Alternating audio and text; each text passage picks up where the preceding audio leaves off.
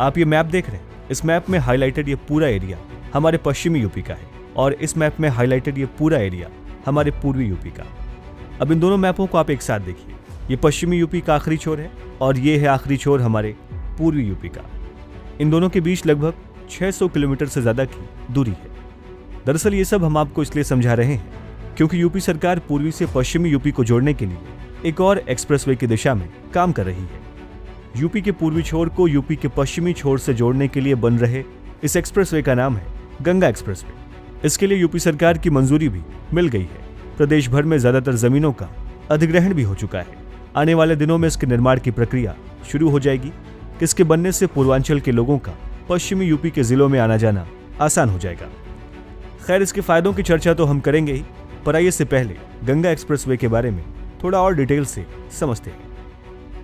Ganga expressway की कुल लंबाई 594 किलोमीटर होगी। ये हमारे पश्चिमी यूपी के मेरठ से शुरू होकर पूर्वी यूपी के प्रयागराज तक जाएगा। इसके सिविल और निर्माण की कुल अनुमानित लागत लगभग 36,230 करोड़ रुपए है। इसके अलावा गंगा एक्सप्रेसवे हमारे उत्तर भारत का सबसे लंबा और देश का भी दूसरा सबसे लंबा एक्सप्रेसवे होगा। आपको बताते चलें कि गंगा एक्सप्रेसवे मेरठ के बिजौली गांव से शुरू होकर 12 जिलों की लगभग 30 तहसीलों से होते हुए प्रयागराज के जूड़ापुर दांदो गांव में खत्म होगा। इस दौरान गंगा एक्सप्रेसवे के रास्ते में जो जिले पड़ रहे हैं उनमें मेरठ, हापुड़, बुलंदशहर, अमरोहा, संभल, बदायूं, शाहजहांपुर, हरदोई, उन्नाव, रायबरेली, प्रतापगढ़ और प्रयागराज जैसे जिले शामिल हैं। आपको बताते चलें कि गंगा एक्सप्रेसवे पर कुल 14 बड़े पुल, 126 छोटे पुल, 8 ओवरब्रिज और 18 फ्लाईओवर बनने हैं। इन सब के अलावा 6 लेन में बनने वाला ये एक्सप्रेसवे अपने आसपास से गुजरने वाले 7 नेशनल हाईवे और कई स्टेट हाईवे को भी जोड़ेगा, जिनमें मेरठ बुलंदशहर NH34, हापुड़ गढ़मुक्तेश्वर NH24 जैसे नेशनल हाईवे प्रमुख रूप से शामिल होंगे। आइए अब आपको बताते हैं गंगा एक्सप्रेसवे के बनने से हमारे यूपी के लोगों को क्या फायदा मिलने वाला है। देखिए, आप कहीं भी हो पर वहां पर बढ़िया सड़क व आवागमन का साधन ना हो तो कई समस्याएं आती हैं। अर्थशास्त्र में तो माना भी गया है कि किसी भी क्षेत्र के आर्थिक विकास में सड़क परिवहन एक महत्वपूर्ण भूमिका निभाता है। ये विकास की गति संरचना और पैटर्न को भी प्रभावित करता है और फिर शायद यही कारण है कि गंगा एक्सप्रेसवे को हमारे यूपी को 1000 अरब डॉलर की अर्थव्यवस्था बनाने में महत्वपूर्ण योगदान देने के रूप में स्वीकार किया गया है। गंगा एक्सप्रेसवे से जुड़ा दूसरा लाभ ये होगा कि एक्सप्रेसवे जहां जहां से गुजरेगा वहां तक लोगों को पहुंचने में आसानी होगी।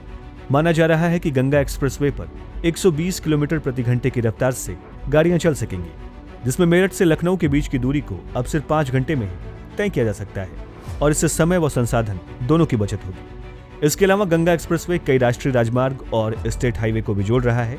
इससे यात्री परिवहन और माल ढुलाई दोनों को बढ़ावा मिलेगा, साथ ही अंतर्राज्यीय परिवहन को भी इससे बढ़ावा मिलेगा। एक और महत्वपूर्ण लाभ यह होगा कि यूपी सरकार गंगा एक्सप्रेसवे के दोनों ओर औद्योगिक क्लस्टर को विकसित करेगी।